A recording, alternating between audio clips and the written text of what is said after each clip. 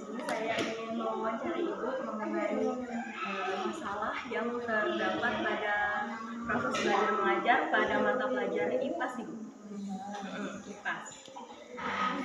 Di sini kami ada memiliki beberapa pertanyaan, terutama pada masalah kualitas jawaban siswanya. Jadi yang pertama itu, menurut Ibu apa saja kesulitan siswa dalam memahami materi IPAS, Ibu?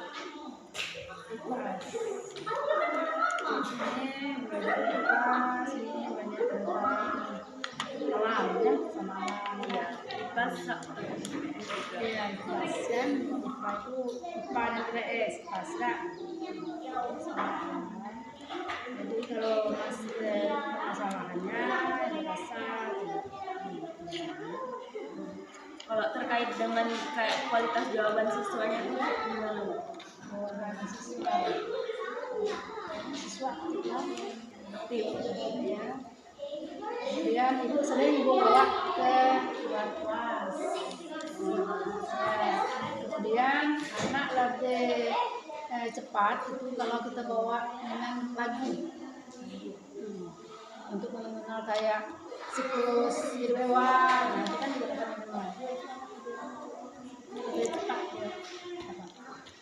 Jadi rata-rata semua siswa ini aktif, Bu, atau masih ada beberapa yang Ada beberapa yang masih aktif. Jadi metode Ibu tadi dengan cara belajar sambil bermain, Ibu? Iya, belajar sambil bermain. Dan juga dengan lagu-lagu gitu. Jadi menurut Ibu itu metodenya udah cocok. Baik, Ibu. Kalau dalam kualitas jawaban siswa itu, apakah dia itu bisa menjelaskan secara rinci, jelas, dan juga bisa mengaitkannya dengan kehidupan sehari-hari, atau singkat doang gitu, Bu, jawabannya? Singkat, biasanya singkat, tidak seperti itu. Beda lah dengan anak yang lebih tinggi dah. Pemikirannya dia jawabannya yang simpel-simpel yang dia dengar. Tapi maaf, Bu, ada nggak yang jawabannya tuh di luar konteks tiba-tiba gitu, asbun gitu?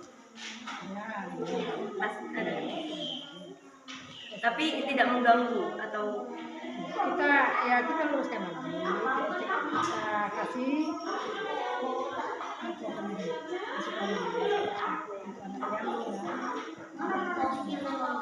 sesuai dengan jawaban sebenarnya. Jadi menurut Ibu kalau masalah utama dalam pembelajaran IPAS ini apa, Bu? Masalahnya yang harus segera diperbaiki? Ya, dalam menjawab itu tadi memang itu ada beberapa anak yang kurang kemudian ini seperti pengertian itu tidak sulit.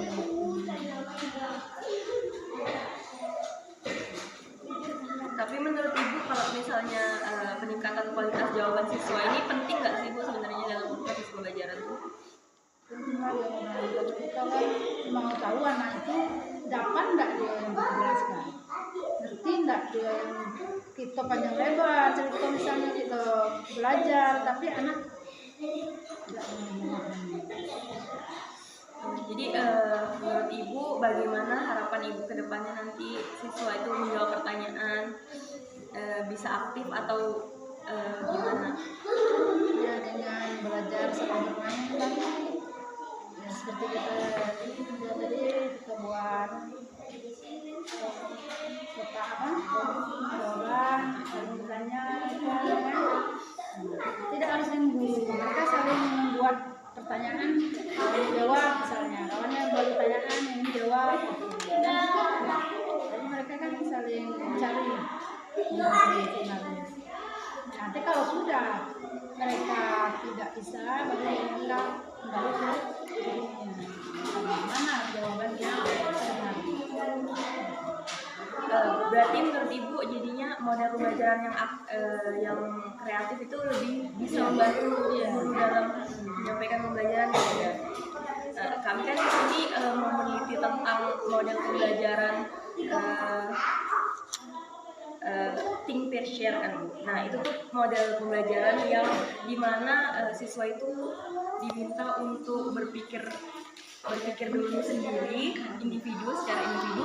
Nah dari pemikiran mereka secara individu itu nanti dikembangkan lagi dengan cara dia itu dipasangkan atau dikelompokkan dengan teman-temannya, jadi saling berdiskusi Bu. Nah setelah itu nanti hasil dari pemikirannya siswa itu bakal disampaikan ke kelas, ke depan kelas gitu. Apakah pernah coba nggak? Nah, kami dengan belajar itu berkelompok, kemudian mempresentasikan hasil kelompok. Langsung berkelompok gitu ya. Jadi kalau misalnya model ini kami terapkan di kelas, apakah menurut Ibu ini bisa untuk kelas ini? Cocok. Bisa ya Bu? Iya. Siswanya juga lumayan aktif ya Bu. Baik Ibu, terima kasih itu saya